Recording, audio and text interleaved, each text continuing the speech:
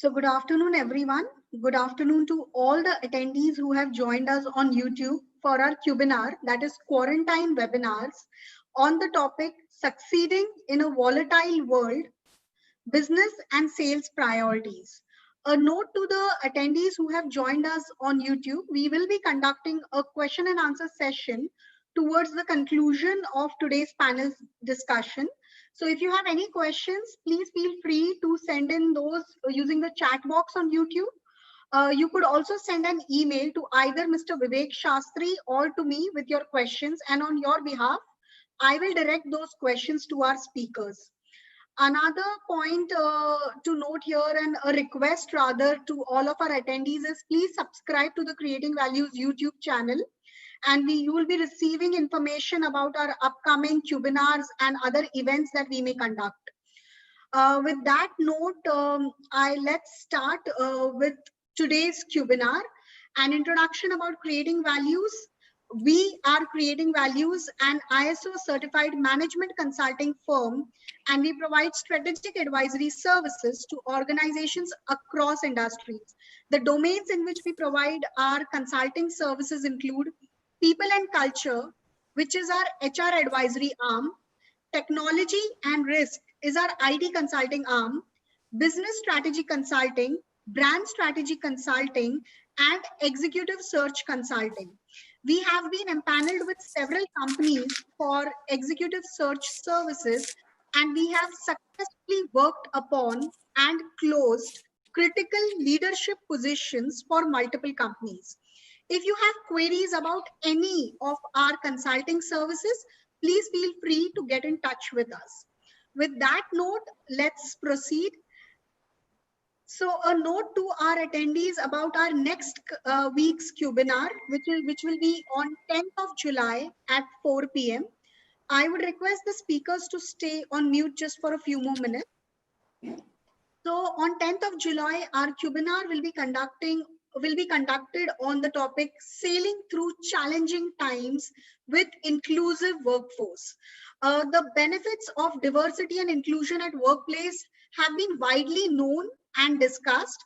However, it's now time that we talk to HR leaders, industry leaders, actually hear from them what are the steps that they have undertaken, and how is it that diversity and inclusion has truly helped them to build resilient organizations that can even fight and sail through difficult times. So please make a note of this webinar and join us on 10th of July at 4 p.m. for Sailing Through Challenging Times with Inclusive Workforce. So with that note, I would welcome our esteemed speakers for today's discussion. Today's panel discussion will focus on how organizations are trying to revive or revamp their sales to manage the impact of these difficult times. We have with us Mr. T.R. Maheshwari, CEO, CFO of Sahyadri Industries. He is a veteran and someone who is looked up at by many industry leaders. He has worked in leadership roles such as President, COO, CFO, CEO, etc. at many companies. He possesses rich and diversified experience in strategic planning, finance and accounts, investments, audit, manufacturing, mergers and acquisitions, to name a few. Our next speaker is Mr. Kevaldhar. He is heading retail operations for Relaxo Footwears Limited. He has extensive experience with a demonstrated history of working in the retail and wholesale industry. He is skilled in negotiation, inventory management, business development, retail sales operations, and sales management. The panel will be moderated by Mr. Anshul Dureja. He is the MD and CEO of Creating Values. He held global leadership positions spanning 6 diverse functions, including operations, IT, HR, and sustainability, prior to starting Creating Values. He's a happiness coach and an author in making. He's a sought-after speaker at multiple forums. He founded Creating Values with the aim and motto of enabling the enablers. I would request Mr. Anshul Dureja to set the context for today's discussion prior to directing some questions to our speakers. Thank you, Sujata, and it's great to be back again. So me and Sujata have been doing some tipsy talky between each one of us in terms of the everyday, every week webinars. So it's really great, and it's really great to have Mr. T.R. Maheshwari and Mr. Keval Dutt also with us today. Today's session is very interesting. I would say it is and not in terms of the people or the business or the technology. No, sorry, not in terms of the people or the technology. This is something which affects people and technology both, and that is in terms of uh, business and the sales. So, who better than Mr. Maheshwari and Keval, who are leading it up from the front, to walk us through with their thought process in terms of where we stand as a country today in terms of the sales and the businesses, particularly in terms of these VUCA world. So generally, VUCA as a word has been used and misused a lot of times, but these COVID times have really proved what really is a VUCA. So it's a volatile world and what is the business and the sales priority. So we are going to discuss over the next hour or so. Uh, I would just begin by saying that probably I think we are seeing some recovery back into the way the fiscals have been moving on. The GST collections are reported by the government are an indication to it. At 90,000 crore, I think it reflects some level of a decent recovery. But having said so, there are questions around it too. Will we be able to sustain it? Or if we are able to sustain it, then will it be, will we be able to upscale that from 90,000 to probably 1 lakh and even beyond? One of the other aspects which have been visible is in terms of that the consumer behavior is also changing. So we are seeing a lot of traction in terms of the online or the digital medium sales, but the same really hasn't been, I would say, factored in once we see the sales at the counter, when we see the sales in the malls, when we say the offline sales, as we say it. So going forward, as most of the people had predicted, I would say in the near term, the channel of sales would look fundamentally different than what it was pre-COVID times. Some of the other trends which we have been witnessing are that the consumer optimism in India has clearly, I would say bottomed out, but I would say has really declined. Some of the recent patterns also suggest that the window shopping, which was prevalent, is we are fearful of going anywhere. So I think that is something which is going out. So there used to be, at least on the retail stuff, Kevin would agree with me that probably there was a percentage of window shoppers which we were able to convert, but probably that's not going to happen because the it's a must have shopping and a purposeful shoppers which are more evident rather than window shoppers. People are really scared to get out of our houses, so how do we do sales? I think that is something which is a trend which we are seeing. The discounts, the trends, it's not going to work probably in the short term. We would listen from both Keval and Maheshwari what exactly is going to work. So the sales, as we see, has picked up in the last 1.5 months to be precise. But will it be going forward? What would be the nature? How we would be able to sustain? Because till the time the company's sales and the revenues increase, the people are the ones who are going to get impacted. People within the companies, people in the supply chain, people in the entire cycle, as we call it, of any organization existence. So today, very, very glad to have both of them with us. And let me start with Mr. Maheshwari, some of the pieces which I would like to ask you. How has been the changes which you have seen in the demands for Sahyadri since you hit that in terms of the months of the May and June? And what are the data points you have been able to capture post the unlock? So, of course, you have been in an industry which is roughly catering to the lower medium segment. So, how well has been, I would say, the sales for you? What are the data points you have been able to? See, as you rightly said, the present atmosphere of the COVID has affected the entire network, be it a manufacturing, be it a sales, and everything. But fortunately, our industry fall under the seasonal business, where this April, May, June is a season month. Before the monsoon, people have to make their house have to be repaired, or mainly the rural area house have to be repaired, and if they have to build, they have to build. And something what happened is nature has also played a big role, because the cyclone has come, the Amphan and Nisarg, that has affected badly the various part of the country, be it a West Bengal or this side, the Maharashtra. So a lot of things have been changed there. Coming to our industry specific, as I said, it has affected the network and everything. Mainly the network affected is the outstanding. Because see, the pre-COVID, that is before the 21st or 22nd March, the outstanding whatever, that was stuck. And the new flow was not coming, and this being a season month, so we were wondering how to do a business.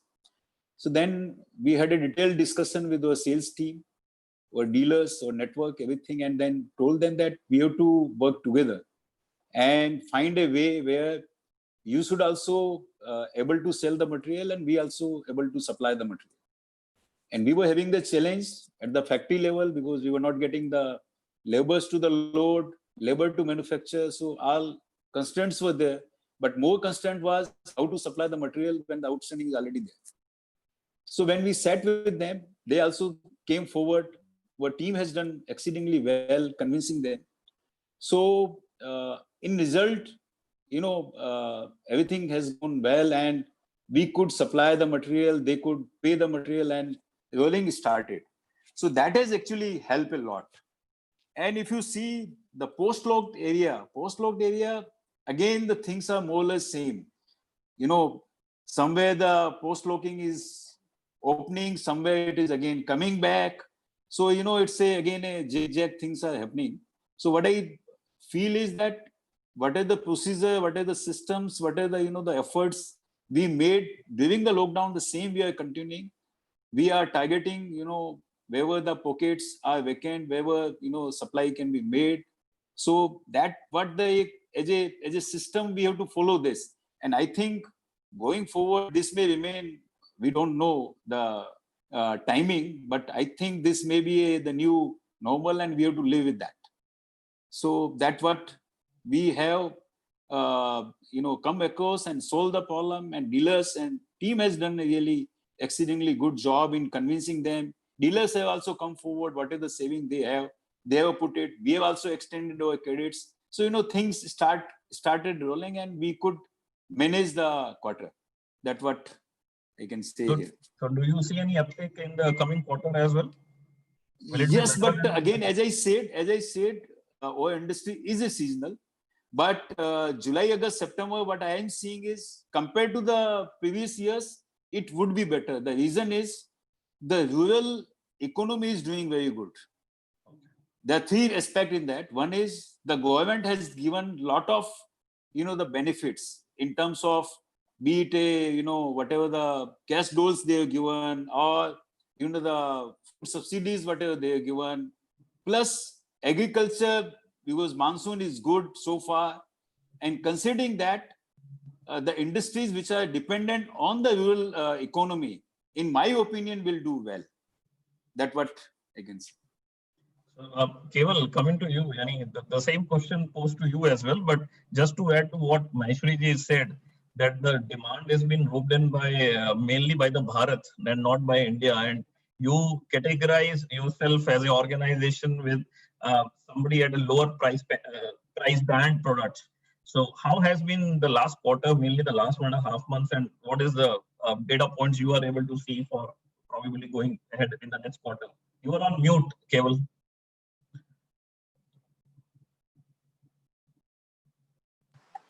Yes. Okay, now I'm audible. Yeah, bang on.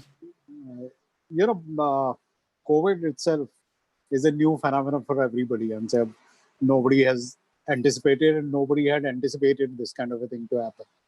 So it is almost of a standstill. And if I talk about the consumer optimism is at the lowest. They don't want to touch anything. The low touch points, and they don't want to touch anything. If they're coming out of the house, it's mainly for the essentials, mainly for the food, or maximum for the medicine. They don't want to touch anything. They don't want to come, because the safety of the family and safety of the self is uppermost in everybody's mind. So this is one thing. And that we operate from high street. So all my outlets are situated at the high street. So it has been a, what you call, somewhere, say for example, if I talk about specific, if I talk about UP as such, UP is operational one day and you are operational on 50% of the stores, and next day you are operational on the rest of the 50 stores. So it is alternative working out there. So it has been tough time for us. For the last 1.5 months, we are operating at almost 60% of what we used to do in the revenue generation. We are almost at 60% of what I used to do. And so going forward, it looks to me also that and something very important which has happened is that the shift has happened.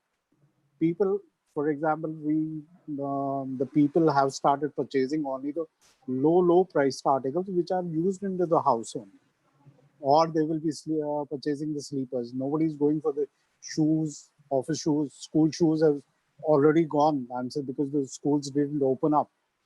Otherwise, April and June used to be the big school season for us, but this time schools are closed, so nothing is happening in schools. So that season is gone, and I think hopefully by next year it will be again, we'll be back there. And if you will ask me what I look at Q2, I think the same sentiments are going to continue for Q2. I see green shots happening in October onwards, if everything touch wood. So that is my take on it, and it has been a bit difficult for us to sustain out because even the people, and so the boys working at the outlets, and so you have reduced by almost to 1/3, and so the people have not come back to their jobs. So I have to struggle. I have to get the people back on the job also. Try to get them back onto the outlets. Make them understand that we are safer for them. So come back. Particularly in tier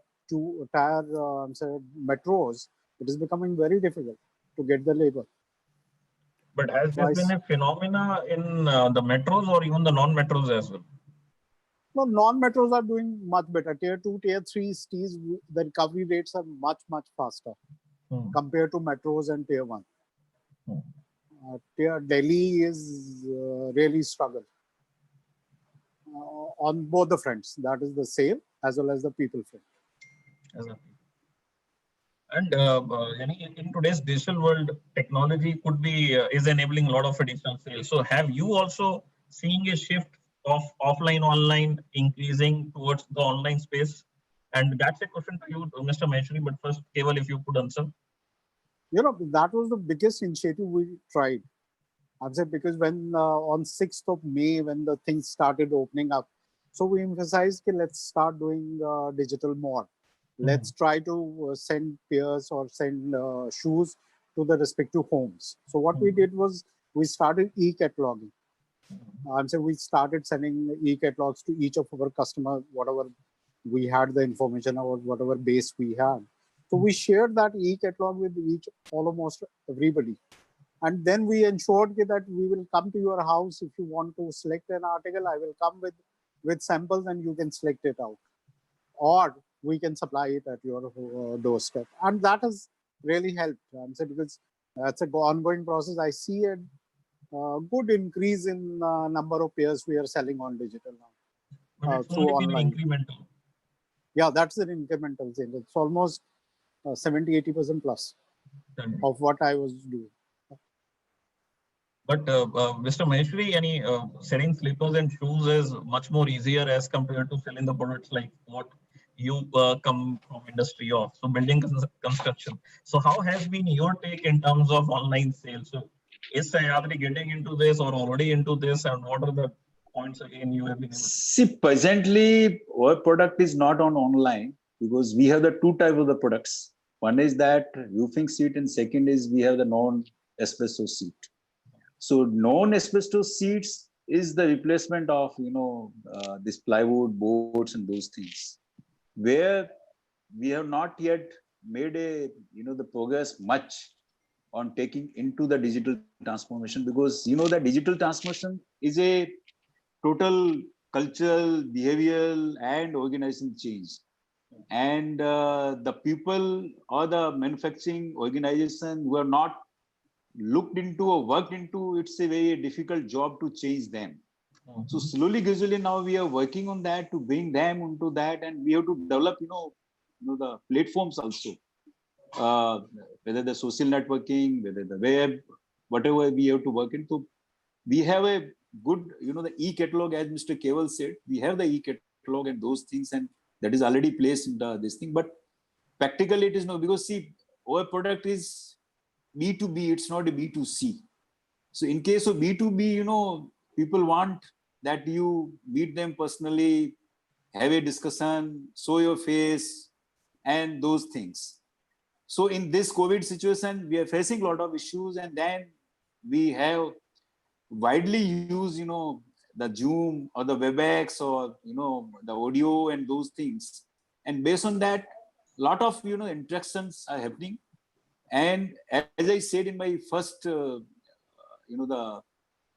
explanation, how we met the first quarter, the mainly we have done with, the distributors and the big dealers through the WebEx, I participated with my team, discuss with them, what are the issues you have. So everything we sorted out. So we have tried to reduce the dependability on meeting a person meeting, but still, our industry is not B2C, actually it's a B2B. But going forward, and the situation what we have to work on that, and things we already started working on that. And as I said, that the second class of product what we have is, which is the replacement of, the plywood and those things, where I think we would be able to do much better on those things. That what is a take. Let me ask Mr. Maheshwari a very off-the-cuff question to you, and that is not pertaining to the sales, but that is more in terms of the industry to which you belong today, and I used to belong earlier. So, as you know, I was in plywood, and you have been into tiles, and you have been into veteran of ceramics, and now into sheets. So, in the BCM industry, building construction material industry, uh, organization spends crores of rupees on sampling because the end retailer and the end dealer wants to feel a product. So, are we going to see some changes in the psyche of the retailers and the distributors, or do you see a very conscious effort on the part of the OEMs like yours to probably tell them or make some coach them, advise them to probably not go into sampling, because this could be a very good fruit for you if the industry as such can get a technology driven sampling rather than a feel physical sampling. So do you see, are we able to do this? See, I think Anshul, you raise a very correct point. If you see, the tile industry, the sample cost is around 1% of the total sale. Yeah. And that's a use. And considering the present circumstances where customers are not coming to the sale and then see the samples and those things, and they are depending on, the e-catalog and those things. So this shift will change, but as you know, all the samples are not displayed in the industry, and that is being, how they use it. I don't want to mention it, but how they use it. So that is one. Second is, considering now everybody is under pressure on reduction of their cost, so they will curtail their, the sampling cost, and that's a use. And in my opinion, as you said correctly, that we have to be dependent on that digital platform where we can showcase our product, how it looks. If you give a design, how it looks. Now, particularly in the tiles industry, as I say, there are certain, display units where we show our tiles based on the size of the room, how it is going to put into your, be it in house or be it in your toilet. Mm-hmm. So there are the mix and match. Similarly, in our product, particularly that second side of the product, what I said is that, which is going to the replacement of, the plywood and those things, there definitely is going to be used, but practically it's not still worked out. And in our case, the sampling cost is not that much, particularly. But tiles, yes. Sanitary ware, yes. Fittings, yes. There is a sampling cost and huge cost. In But building as you said correctly, everybody is working on cutting the cost. So the first hit is a sample. As I said, in my past Cubina, traveling cost is going to be curtailed. Similarly, this also is going to be curtailed in a lot. But traveling to me is much smaller as compared to the sampling in general. Correct. Yeah. As I said, it's a 1% of the total sale. Yeah, so it's very high in a way. Yeah, it's a 1%. So when you were saying, Mr. Maheshwari, that you have been witnessing some strong quarters coming on as compared to the previous quarters or the previous years. So has there been any change in the sales strategy which you have been able to brought in? Probably for the betterment of the audience, I think it would be great if you can share some of Yeah, I can mention it. See, it's a general practices which one has to follow, and how you follow very religiously, that is important. What we did is that we followed the order book, because order book is important to sustain your sales for the future also. You can plan your the production, how much order you are going to get based on that forecast. One is the forecast given by the sales people that we are going to do this much sales. But order book give you the belief that yes, it is going to happen.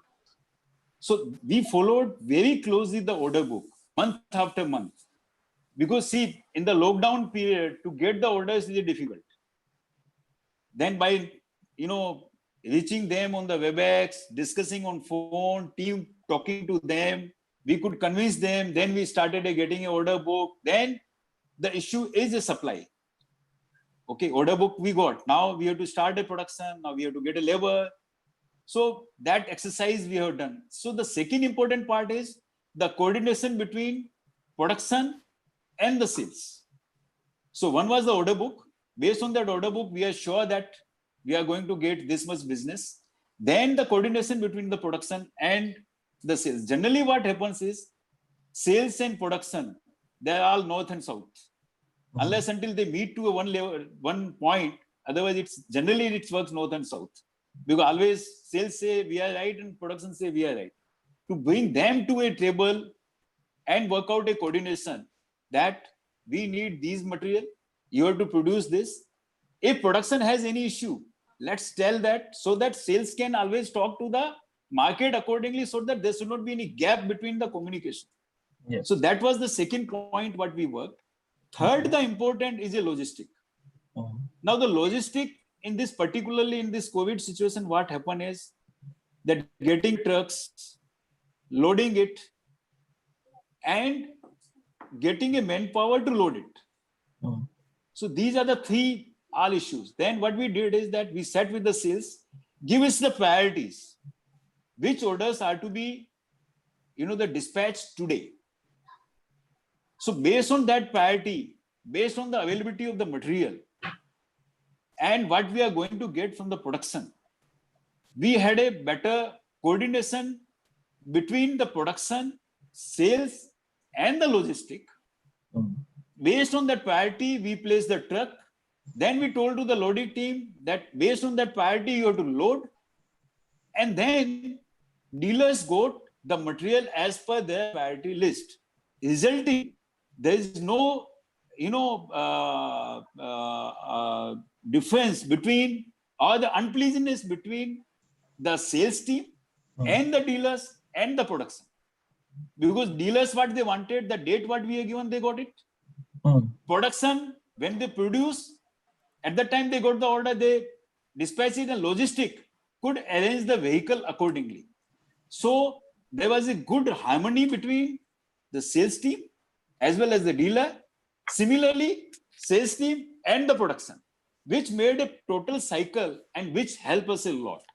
So that generally is being followed by everyone, be it Mr. Keval, that's a different type of industry, but that order book and those things generally everybody has followed. And I think Generally, it is applicable to everybody, but it has to be followed religiously. That is what the important. If you follow religiously, I have seen the result. That I can say. I have seen the result, which was not followed earlier by me. I can say that. But here, what I did it, I think I got a result. Having known you for years and your religious followers, I am sure Sahyadri is bearing the fruit of it.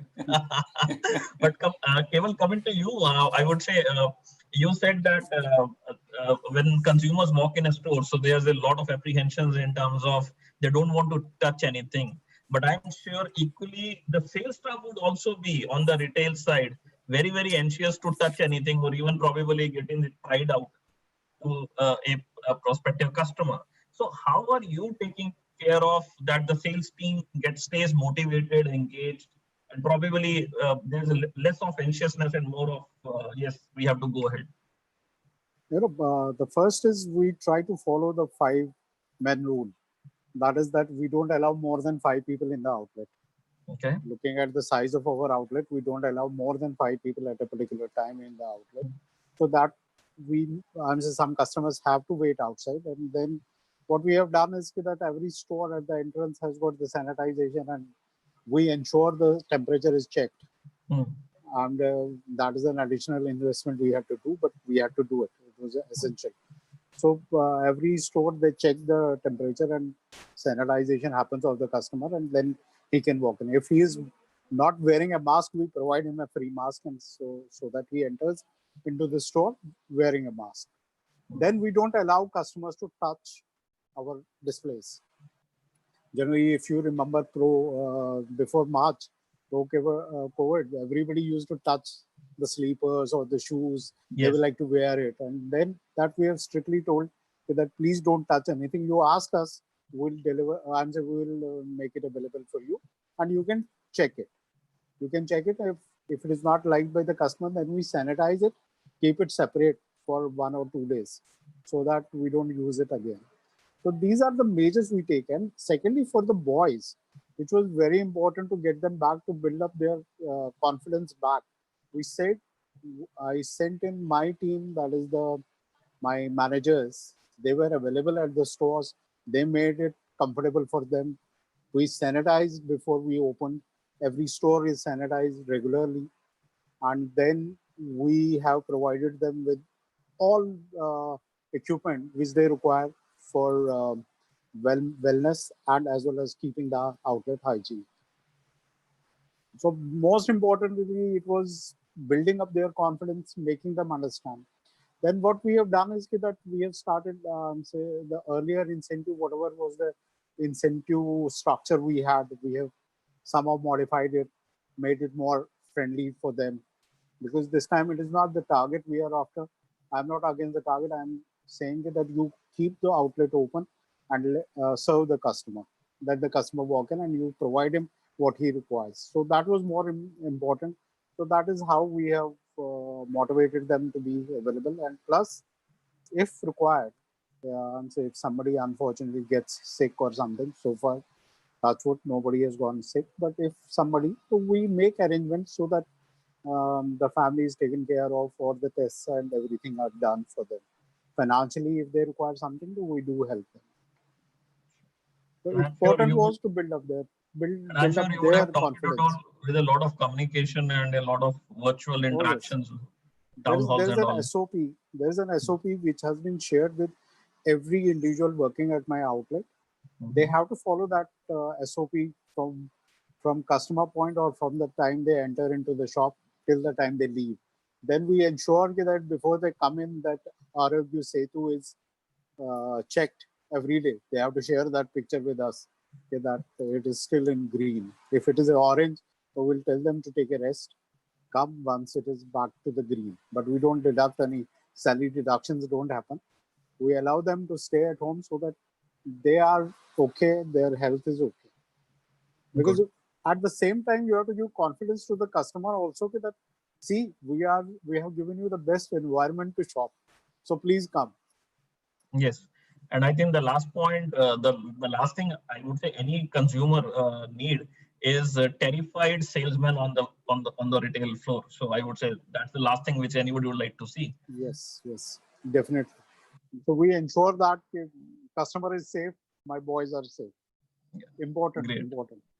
And Mr. Maheshwari, what about you? Yani, you were talking about that you do a lot of digital calls using WebEx, try to convince them. But I'm sure you would still have a lot of physical visits by your sales frontline people.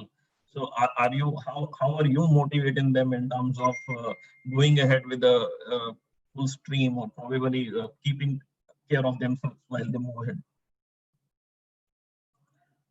Sir, you have to unmute yourself.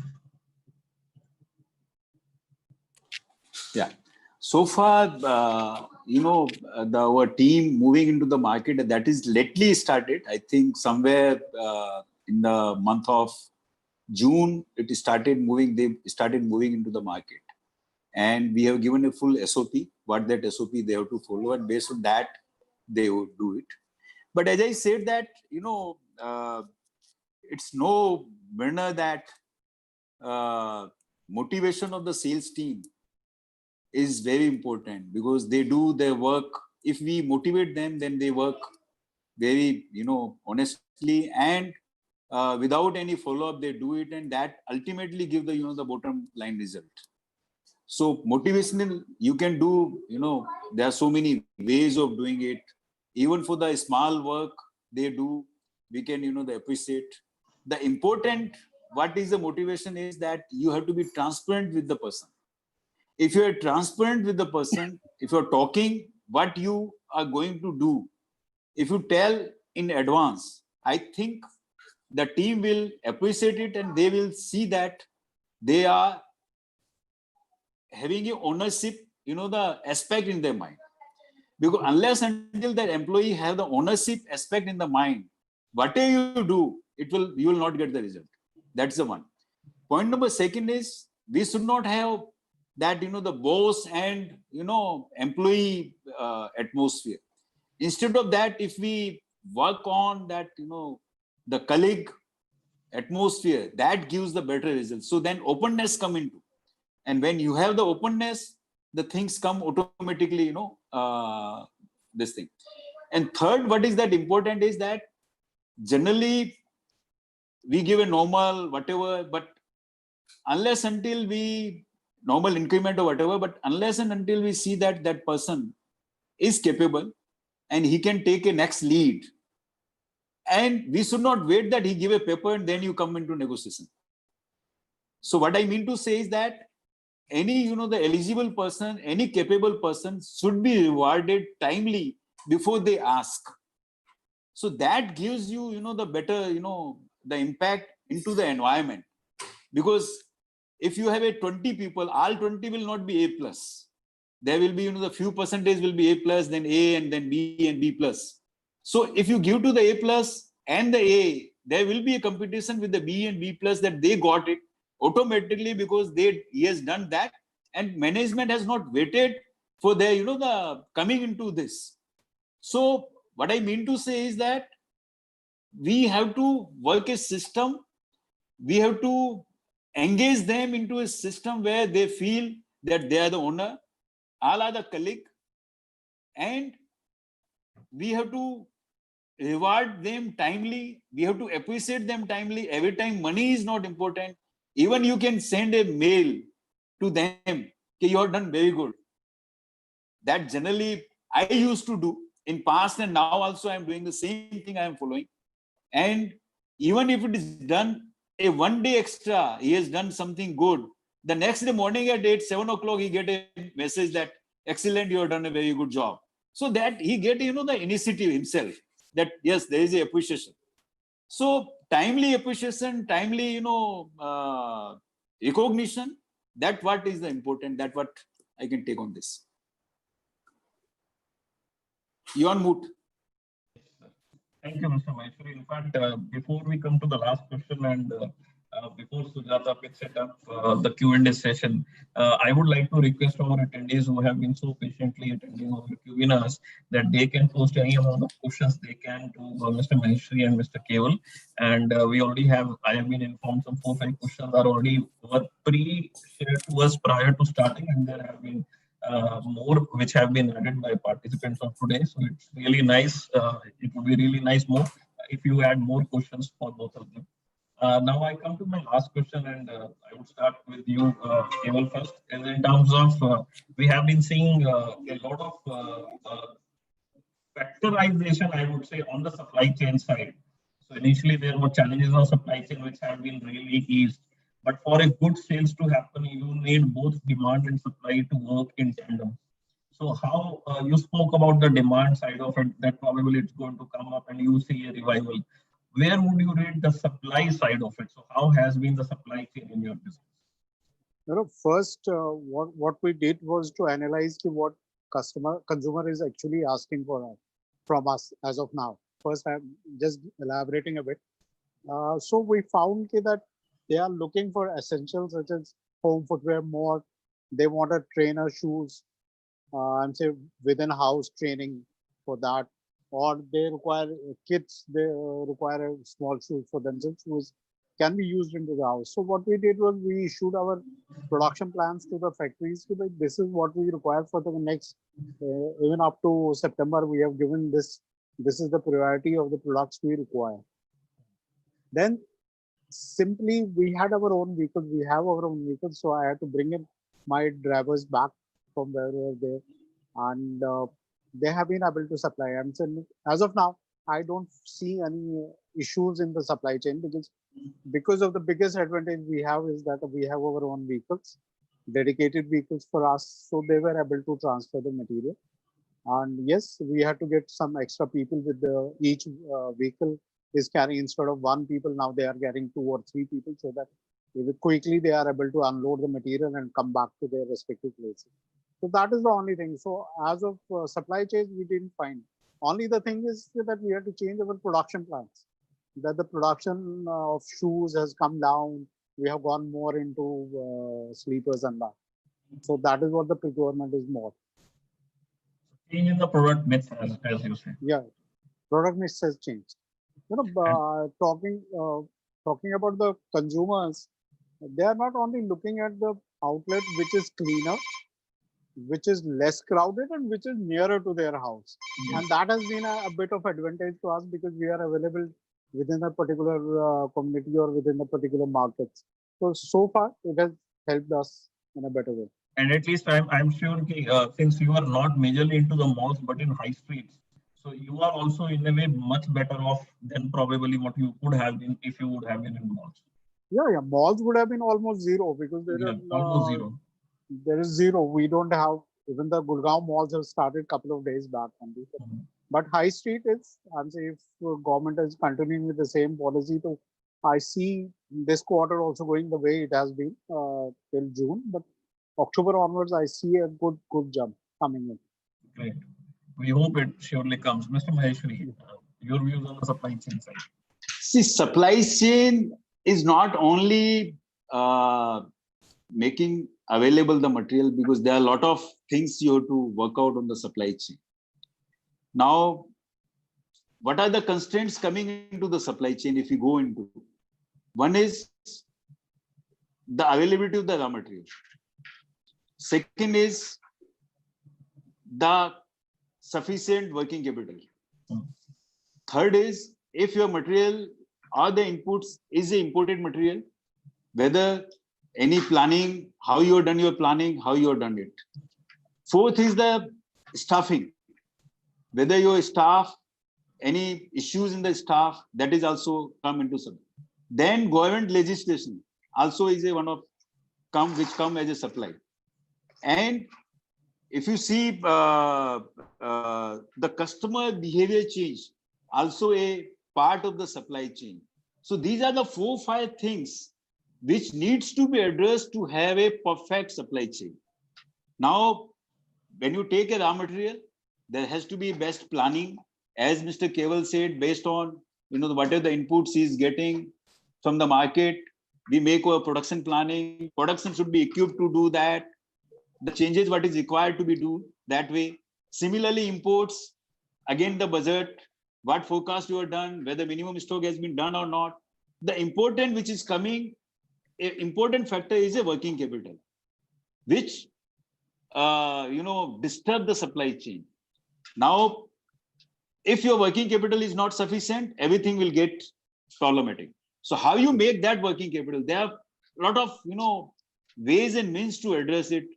We can have a extra credit, we can reduce a credit to the customers, we can sell on the CD, we can arrange the funds from the bank. Those are all parts we have to do so that you should have a sufficient working capital to address your supply chain requirement. Whether it is at the production, whether it is at the sales, whether it is for the outstanding, whatever. But that is also part of your supply chain. Similarly, legislation. Now, you must be continuously updated with what is going to come. As the GST came, everybody updated. Whatever the changes they have to make in the system, they have made a system. So they have not faced any much issues, except whatever the issue in the government portal, you faced it. But as an individual manufacturers, you have not faced much problem. So that whatever the legislation, whatever the new rules are coming, you have to tune yourself so that supply chain should not get affected. Now, just say e-way came into. Now, e-way, what is the necessary requirement for the changing those things? You have to do.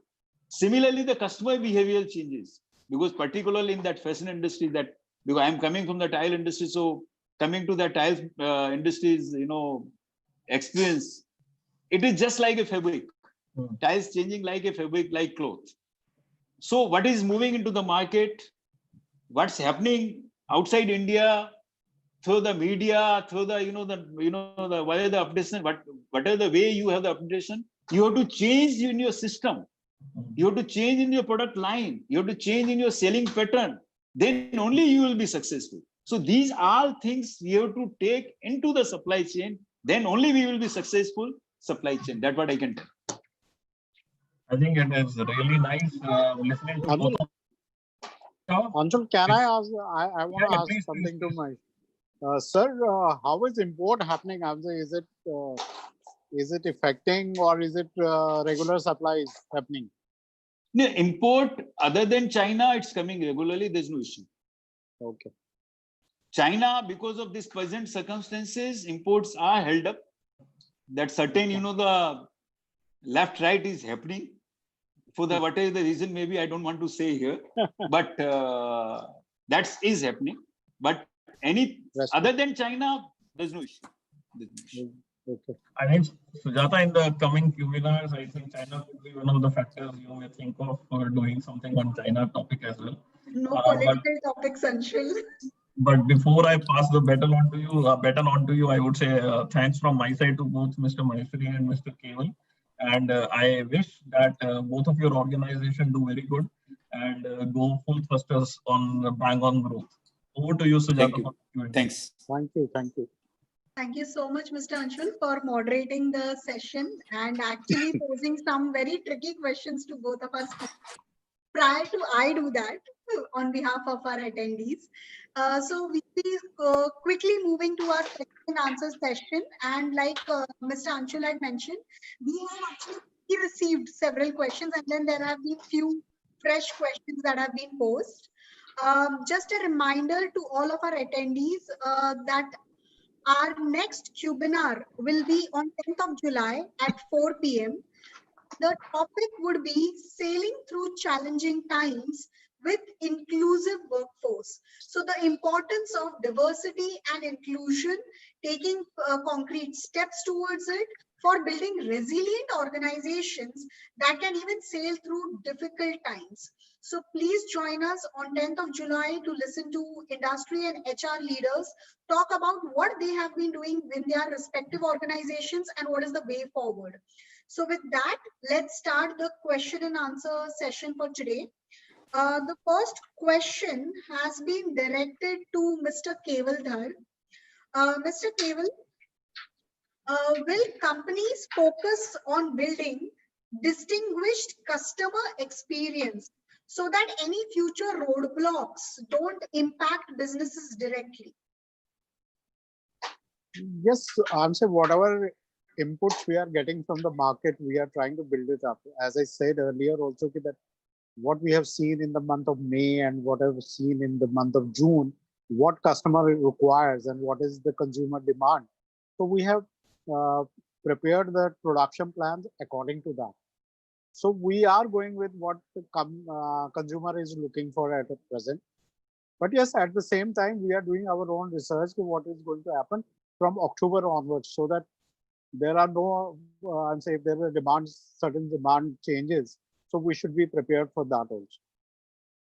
So we are taking into consideration everything, whatever is market throwing back at Yes. to us. In fact, COVID times have really taught us that, there needs to be a fine balance, not just for the customer front, but also on the employee front. And Yeah, apologies for that. Not just customer experience, but also the employee experience that needs to be focused upon. right. Mr. Maheshwari, आपके लिए एक question direct किया है one of our attendees, and the attendees is from the sales function of RAK Ceramics, Mr. Sanjay Sharma. He is asking this question to Maheshwari ji. We are faced with a two-pronged challenge: demand and also a volatile situation with China. So with these two factors in place, can demand really be predicted?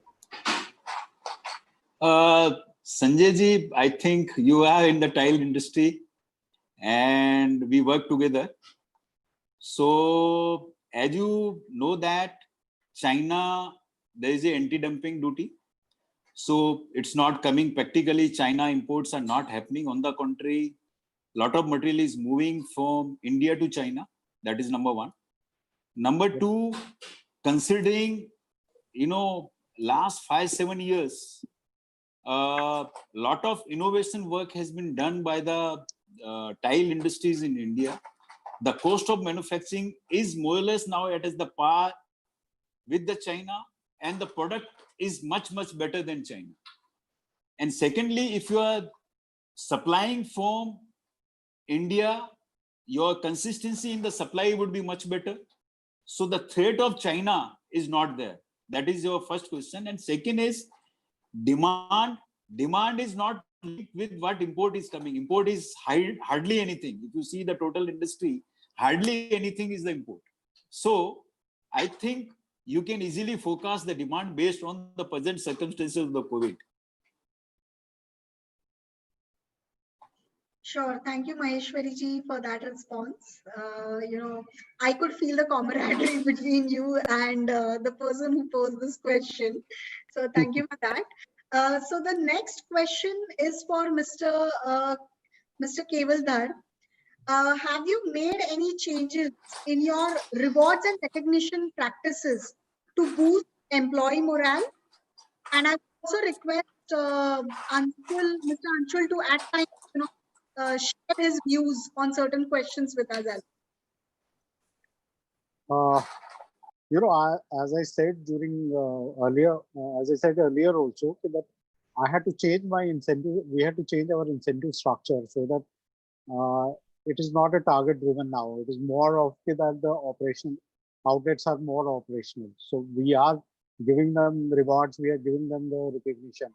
And so in fact, people who are coming continuously at a shop, so without fail, we are giving something additional to them so that they feel motivated, because it is very essential to make these boys happy and make them confident also.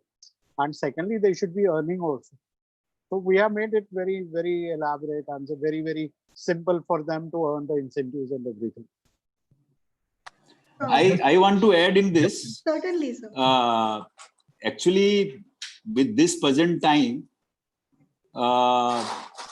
one is the incentive, second is the reward, third is the recognition, is very important. And as what we have done in our industry particularly, we don't have that, the incentive scheme for the staff. So which now I have started from the July, and for the last quarter, whatever we have done, I have given a one-time payment as an incentive to our staff to motivate them to work little more, hard to achieve, the results. So we have done that.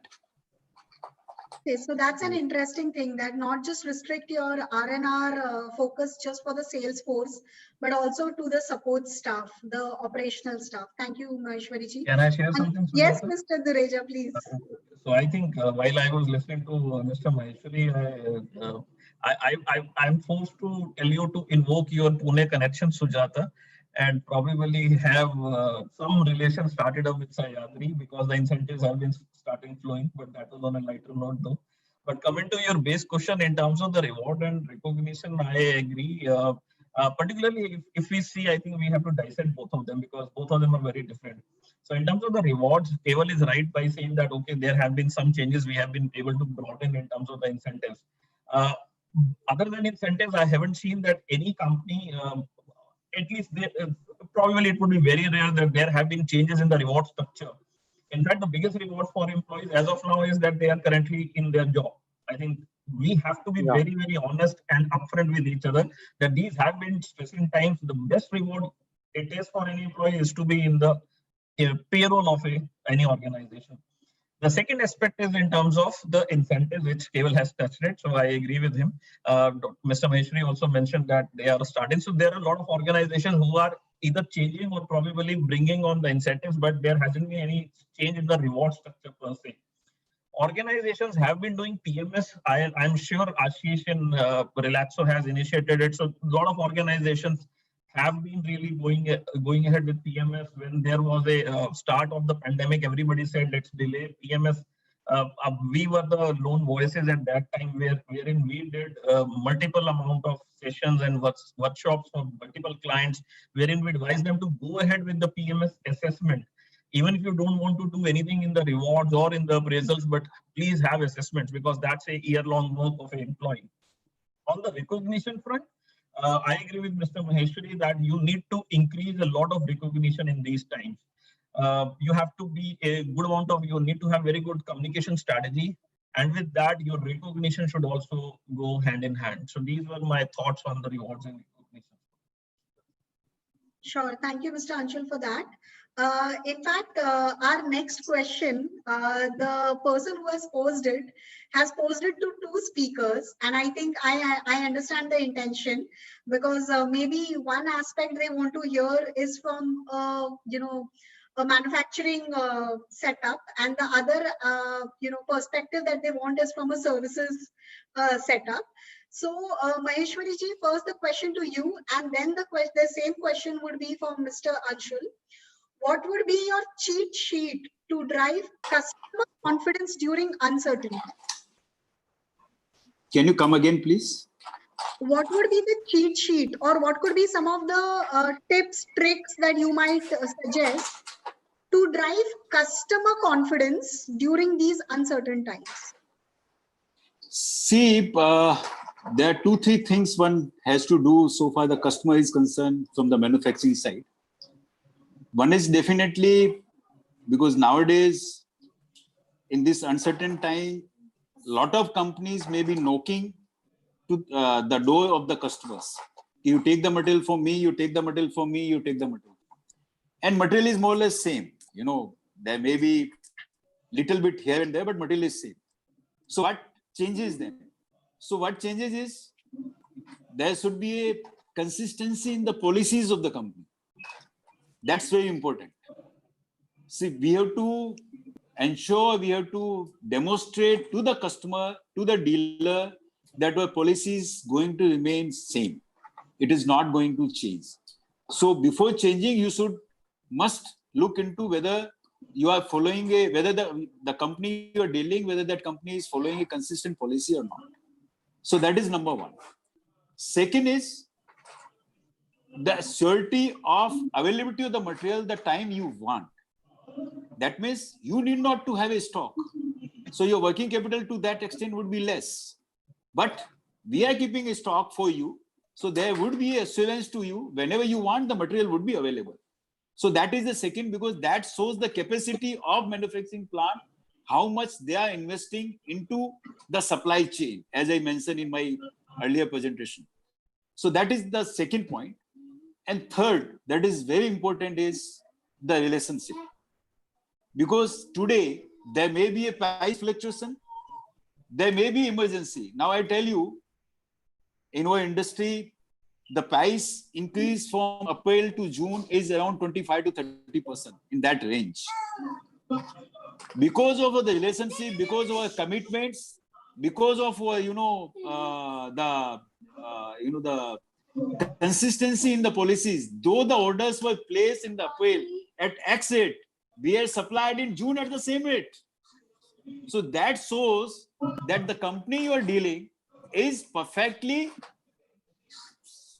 honoring the the commitment what given. So you have to be very careful while doing that. That's what I can tell from the manufacturing side. Yeah. Sure. Thank you, Maheshwari ji. So, Mr. Anshul, the same thing to you. And I understand, it's testing time for us. So, how do we build customer confidence? So I would love to hear it from you. I will share a couple of pieces just to add to what Maheshwari ji said. I think it was very good what he tried to say. I would just try to amplify a little from a manufacturing side first, and then probably go into the services side. I think customer confidence is a very key thing, but we really need to see who's our customer. So I think that is also one of the most important aspects. I would say in these times, we shouldn't wait for the customer to come to us. We have to have a very strong outreach. For that to happen, manufacturing companies, that they can do one simple thing to increase their digital pre-sales activity. I think that is very, very paramount. Don't wait for the customer to reach to you or to your person on the field. Create digital avenues of your pre-sales. Do you have a very strong pitch which can be distributed online over a WhatsApp? Do you have a corporate AV? How do you make your brand digital? The story of the brand, I think the story of the product, why it serves a purpose, how it would be useful for you, what's in it for me as a consumer. I think customer confidence really gets started from the very start in terms of the manufacturing. When it comes to the services, I think services also needs to be dissected into two pieces. One is in terms of B2C and one is in terms of B2B. So probably I would say even retail from a cable experience. So probably he is more in terms of B2C as a product plus service in a way. So probably if the products are struggling, probably organizations like Relaxo could use some of the techniques in terms of you select everything online and we would get it home delivered to you. Forget the e-commerce firms. So I'm sure he's not, so he's doing something like this. So services in a way could be used in multiple aspects. Coming to the B2B on which we are part of, I would say it's more in terms of how do you continuously keep on engaging with your customers. Maheshwari said the cost dynamics also are a lot involved. So he is able to manage the cost. We are able to decrease the cost because we are on the service side of it. So that's one way. There are a lot of defer payments schemes which are going on. Every organizations are doing it. We are also one of them. So I would say it's all about how do you generally, I would say, sail and bail through these times together. One of my favorite line I have been using all through is in terms of that we all as in different businesses, we all may be in different boats, but we are in the same storm. So with that, I would conclude my answer. Sujata, may I add up something? Please. Basically the impulse buying from the customer is gone out. As of now, customer doesn't want to buy anything on impulse, which used to happen earlier, as Anshul said said earlier, that window shopping has gone out of now. Now people don't enter your shop; they enter into your shop only when they have actual specific need. That is what is happening as of now. Now the question is that do I engage the customer? How do I engage the customer? As I said earlier, that I engage the customer by sending him the catalog at his home. Yes, we have service customers at home also. If they have selected an article, I have gone there and serviced them and given them an article to that. Secondly, now, because in retail, discounts play a major role. There's a big debate going on between the retailers that should we start offering discounts as of now or not? My take on that is that since it is a specific buying, we should not go in for the any discounts as of now. So that is how I'm saying I don't want to over engage my customer. I'm saying I want to give him what he actually wants this time. Sure. Thank you, Mr. Keval.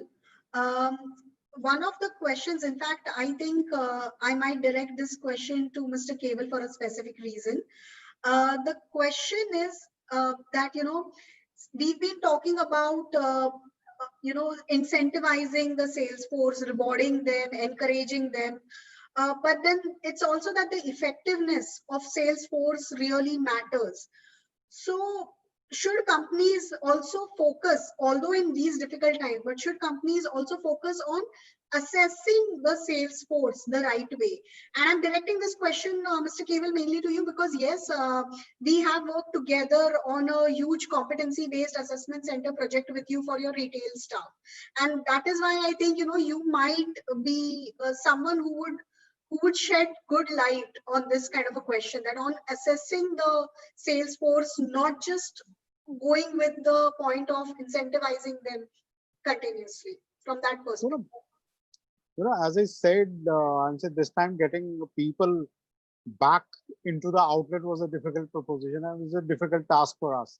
So yes, we have been assessing the people and say it's a continuous process for us to assess because we are into expansion mode, which we used to be till March. This year we are not into expansion, but I needed the leaders to come from that baseline because you will assess a particular person on his performance and then you can give him a bigger responsibility.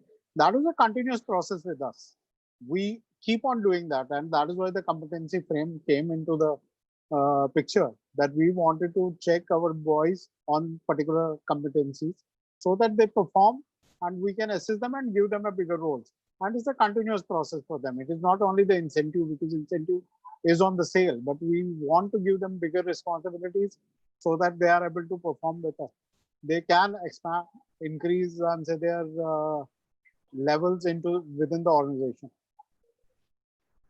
So it's a continuous process for us. Sure. So not just rewarding and incentivizing and boosting the morale, but even assessing the right way is a continuous process that organization should always pay focus on. So thank you so much, Mr. Keval, for that. We are at the closure of questions from the audience front. So I would request the speakers if there are any, closure comments that you wish to share when it comes to selling effectively and sufficiently in these difficult times, anything that you would want to advise organizations. So Maheshwari ji, if you could start with you and then move to Mr. Keval, finally with Mr. Anshu. So most of the things I've already said in the discussion. And for the sales, the important is the market share. We have to keep a track on that, because based on that market share, only the valuation of your brand would be in the market. So you have to keep eye open always on the market share, how to get that market share. And second is the capacity utilization. Because unless until you do a capacity utilization, you will not be judged as a the good company from the profitability side, from the top line, from the bottom line, in all the respect. That's the second.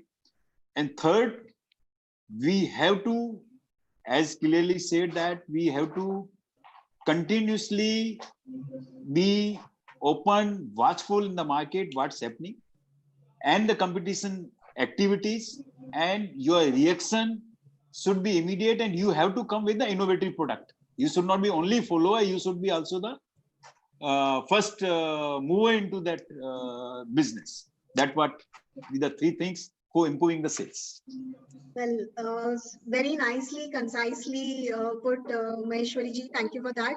So, Mr. Keval, your closure comments. As we enter the recovery phase, fingers crossed for that, efforts to adjust product, service, and experience. We have to adjust our products, we have to adjust our service, we have to adjust our experience so that we are ready for the change of the new normal or the market acceptance. It's very critical that we have to be ready in these changing times with our product as well as with the service. Sure. So change is the only constant. Thank you. Yeah. Mr. Anshul, over to you. Okay, I would just have a couple of pieces in the end to conclude. I would say these times also give us the opportunity to stress on B and I. So B is branding. So we should focus as an organization, every organization, that even though the sales may be less or probably catching it up, we should focus these times on the branding aspect of it.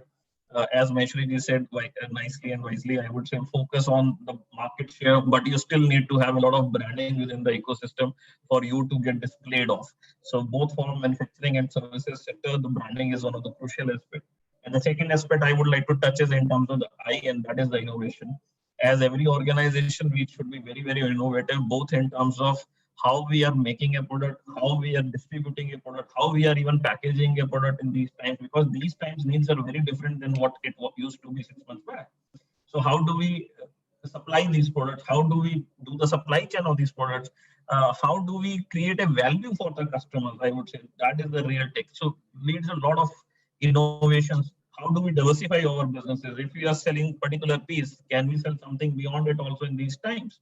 So a lot of diversification, innovation needs to be brought in, and these are my concluding thoughts. Sure. Thank you, Mr. Anshul, for that. In fact, yes, these difficult times have actually also brought to the forefront that manufacturing industries, services industries, every industry has been impacted in a different format at a varying level, and every industry has to have its own innovative way of dealing with the situation. So thank you for sharing these views. I now take this opportunity to thank all of our speakers as well as our moderator for today's enterprising panel discussion, something which has been bothering so many companies about how do they revamp, how do they revive their sales strategy in these difficult times. So thank you for sharing your insights, your learnings, your observations with our audience. Also, I take this opportunity to thank all of our attendees who have joined us, and especially the ones who have been so regular with us for the past, I think, 3 months now. So thank you so much for that. And I hope to see most of you back again next week on 10th of July for our next webinar, wherein we'll be discussing about the importance and about diversity and inclusion and how resilient organizations can be built based on diversity and inclusion. So sailing through challenging times with inclusive workforce, 10th of July at 4 p.m. Please join us. So with that note, this is Creating Values Webinar Fridays signing off for today. Thank you. Thank you. Thank you, once again. Thank you. Bye-bye. Thank you, Kevin. Pleasure, sir. Thank you. Thank you.